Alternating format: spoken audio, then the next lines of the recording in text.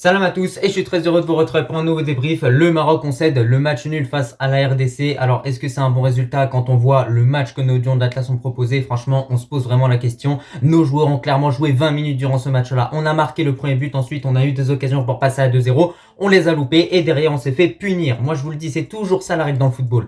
Quand tu marques pas, tu te fais punir directement. Et c'est ce qui s'est passé aujourd'hui. Et c'est pour ça que je suis pas content. Parce que si dans certaines occasions on aurait pris les meilleures décisions, si on aurait fait les bons choix, et ben aujourd'hui, le Maroc se serait même imposé 2-0, 3-0. Parce que le Maroc a manqué beaucoup trop d'occasions offensivement. Franchement, En-Nesyri, j'en peux plus de lui. Pour ce match-là, je vous dis, contre la RDC, il fallait mettre en tant que titulaire Tissou Dali. Ensuite, Sofiane Boufal. Mais qu'est-ce qu'il est décevant. Ensuite, on voit Regragui qui fait entrer Harit, qui n'a pas apporté grand-chose. On voit qu'il fait entrer Ezal Zouli, alors qu'il fallait vraiment faire entrer un joueur comme Seb Barry dans ce genre de match. Franchement, moi je vous le dis, j'ai été très déçu par ce match-là. Donc oui, je vais être dur dans mes petites critiques, mais voilà, il faut aussi parfois critiquer pour tout simplement devenir meilleur. En tout cas, quoi qu'il arrive pour ce débrief-là, je vais quand même tenter de garder le sourire, même si c'est pas évident. Et je vous invite en tout cas à tous ceux qui sont pas abonnés, à vous abonner, à liker et à commenter cette vidéo. Et je remercie l'ensemble des personnes en tout cas qui feront ça.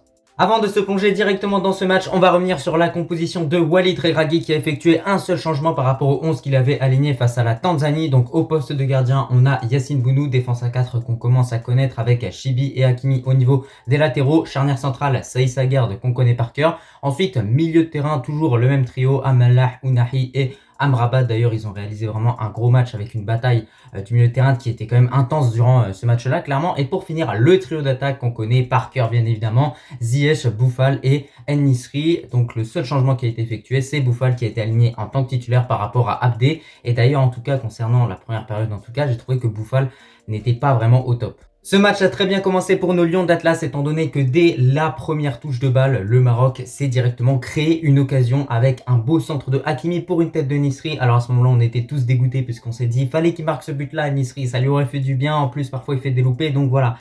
On sait que ce but-là, en tout cas s'il aurait été marqué par Nisri, ça aurait été bénéfique pour toute l'équipe. Au final, le Maroc, sur ce corner du coup qui a été obtenu par cette tête de Nisri, va ouvrir le score grâce à Achraf Hakimi. Alors franchement, je vais vous dire qu'on est super bien rentré dans ce match-là. Après, il y a eu un petit peu de relâchement. Le Maroc s'est procuré d'autres occasions durant cette première mi-temps. Mais dans l'ensemble, on remarque que malheureusement, après ce but-là, le Maroc était plus en gestion plutôt que en mode faut qu'on passe à 2-0 et qu'on fasse le break. Parce que derrière, il y a eu aussi la révolte congolaise. D'ailleurs, ce que j'ai remarqué côté congolais, c'est qu'à chaque fois, ils essayaient de se projeter sur la largeur pour tenter de nous prendre de vitesse justement avec leurs joueurs rapides. Mais de l'autre côté, ce qui était très intéressant côté marocain, c'est qu'on avait des combinaisons entre Chibi et Boufal pour ensuite aller trouver une transversale vers Hakim Ziyech et Hakimi. Et à chaque fois que Hakim Ziyech justement avait le ballon, il avait deux solutions. Soit partir tout seul et frapper, soit décaler sur Achraf Hakimi. Et ça, c'est vraiment quelque chose qu'on fait super bien et qu'il faut continuer parce que voilà, c'est bien de toujours varier en quelque sorte la façon dont on joue parce que si à chaque fois l'adversaire sait comment tu vas jouer, il a juste à anticiper et il récupère directement le ballon. J'ai bien aimé également le rôle de Amrabat qui venait à chaque fois décrocher très très bas et venir aider tout simplement Saïs et Aguerd à relancer, à trouver un petit peu ses passes clés pour Ounahi, pour Amallah. Et franchement, ça c'est quelque chose qu'il faut vraiment continuer parce que il le fait bien en fait Amrabat. Et on a carrément un troisième défenseur parce qu'à chaque fois Amrabat c'est vraiment un rideau. Et d'ailleurs le concernant avec Amallah, j'ai trouvé que ces deux joueurs-là ont vraiment mis un gros impact au milieu de terrain et c'est grâce à ça notamment qu'on a récupéré beaucoup de ballons. Bon, parfois c'était un petit peu compliqué, on avait Kakuta qui passait entre le milieu marocain et à la fin il se faisait reprendre, mais quand même dans l'ensemble le Maroc a mis un gros impact physiquement et s'est fait respecter au milieu de terrain. Au niveau de notre animation offensive, on a aussi beaucoup tenté de trouver En-Nesyri via des transversales et des longues passes, mais à chaque fois, En-Nesyri, c'est incroyable, de match en match, il me déçoit de plus en plus, puisque tout le temps, il arrive dans la surface et à chaque fois, il y a mieux à faire en fait. Dans les situations dans lesquelles il se retrouve, il y a mieux à faire et il prend à chaque fois la mauvaise décision. Donc ça, vraiment, j'ai du mal à comprendre. J'espère en tout cas qu'il va le faire taire, mais dans tous les cas, à chaque fois, j'ai l'impression qu'il prend la mauvaise décision, qu'il fait le loupé qu'il ne faut pas faire, qu'il ne marque pas le but qu'il faut marquer. Enfin, c'est un petit peu compliqué de comprendre ce joueur-là. Dans la continuité de cette première période, alors le Maroc a concédé un penalty. Alors, est-ce que ce penalty est logique ou pas? Franchement, c'est à chacun d'avoir son avis. Hein. Clairement, moi, je pense que de mon côté, à 60%, peut-être on pouvait le siffler. À 40%, ouais, on pouvait pas le siffler, même si pour moi, il n'y a pas vraiment énormément quelque chose. Je sais pas s'il a sifflé ce penalty-là pour la faute ou plutôt pour la main d'ailleurs qui est invisible, puisque sur les images, on voit pas Amala toucher le ballon de la main. Mais bon, dans tous les cas, il y a eu le penalty et ça a fait poteaux. Donc voilà, j'ai envie de vous dire que la justice a quand même été rendue, donc alhamdoulilah. Et surtout, ce qui est vraiment bien, c'est que Bounou s'était jeté du bon côté. Donc dans tous les cas, je pense que logiquement, on s'en serait sorti et qu'on n'aurait pas pris ce but-là. Et ça nous a permis tout simplement de pas prendre de but.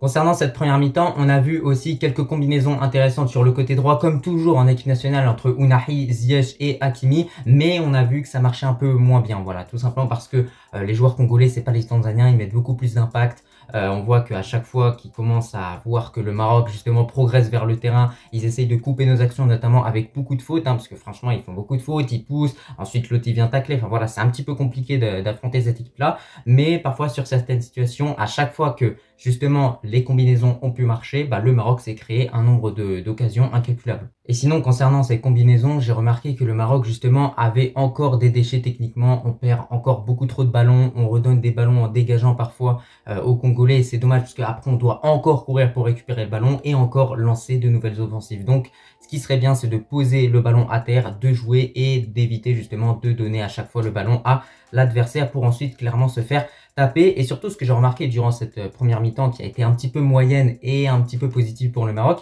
c'est que justement ce premier but qu'on a marqué en premier, il nous aide pas tant que ça parce que le Maroc ensuite s'est retrouvé en gestion, c'est-à-dire qu'on avait l'impression qu'on gérait à 100% le 1-0 alors qu'il fallait clairement faire le break et passer à 2-0. Désormais, concernant cette seconde période, là on s'est dit que le Maroc allait passer à 2-0 parce que le Maroc avait de plus en plus d'occasions et surtout on a eu ce raté de Sofiane Bouffal. Voilà, un centre qui est juste devant le but, il a juste à la pousser au fond.